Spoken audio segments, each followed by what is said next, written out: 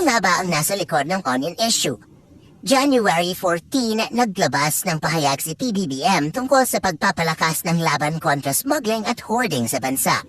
January 23 matapos nito, biglang naglabas ng mga pangalan di umano ng smuggler si Congressman Horacio Swansing at nais niyang ipatawag ang mga ito sa Kongreso. Sinundan ito ng mga post mula sa mga anti-Marcos vloggers gaya ni Maharlika, Banatbay at iba pa. Idinawit ng mga anti-Marcos vloggers si First Lady dahil kaibigan ng kapatid nito si Michael Ma, na kabilang sa mga pangalang inilabas ni Congressman Swansing. Ang tanong, saan galing ang mga pangalan na inilabas ni Congressman Swansing at bakit walang inilabas na ebidensya? Sino si Congressman Swansing at bayad nga ba ang anti-Marcos vloggers?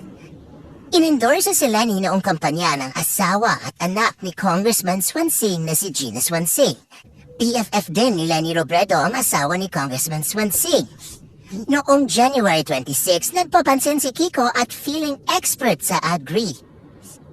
Sino nga ba ang pinaprotektahan ng mga dilawan at natatakot silang manatili si PBBM bilang DA Secretary? Ngayong araw sa Department of Justice si Senator Kiko Pangilinan para sampahan ng kasong cyber libel ang vlogger na si Maharlika, masugid na taga-suporta ni Bongbong Marcos. Ayon kay Senator Kiko Pangilinan, nagpapakalat daw ito ng mga paninira tungkol sa kanya at sa kanyang pamilya. Ayon sa inilabas na pahayag ni Senator Kiko Pangilinan, kinasuhan niya ang pro-Marcos vlogger na si Maharlika ng violation of Republic Act 10175 o ang Cybercrime Prevention Act of 2012.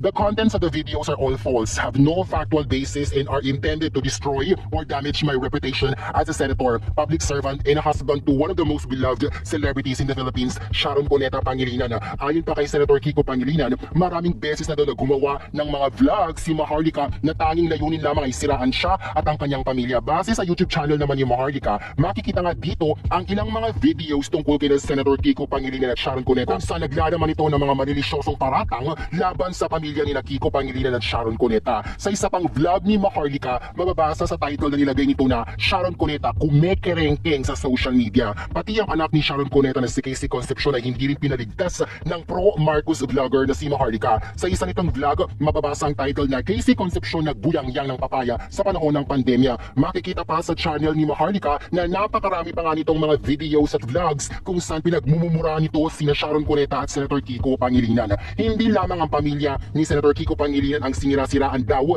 ng pro-Marcos vlogger na si Maharlika, kundi pati na rin ang mga beauty queens na sina Pia Wurzbach, kung saan makikita ka sa channel nito ang mga vlog na may title na Pia Wurzbach mabaho ang ugali ayon sa kanyang kapatid. Sa isa pa nitong vlog kung saan may mga malilisyoso at mapanirang laman na may title na Catriona at Pia Wurzbach bagong Miss Universe ng mga Ayon naman sa mga netizens, sinabi nilang matapang na matapang daw itong si Maharlika sa pagmumura at paninira dahil wala daw ito sa Pilipinas dahil nakatira ito sa Amerika. Hindi na daw ito kayang parampasin pa ni Senator Kiko Pangilinan ang ginagawang paninira ng vlogger na si Maharlika sa kanya at sa kanyang pamilya. Kaya naman kinasuhan niya na ito ngayong araw at sisiguraduhin daw ni Senator Kiko Pangilinan na magbabayad ito sa ginawa nitong paninira. Matatanda na nung nakarang taon ay nagsampa rin ang kaso si Senator Kiko Pangilinan laban sa dalawa pang YouTube channel na Latest Chika at Starlet dahil nagpakalat din ang mga ito ng mapanirang vlogs tungkol sa kanya na binubugbog daw niya si Sharon Cuneta. Ayan, anong say mo sa balitang ito?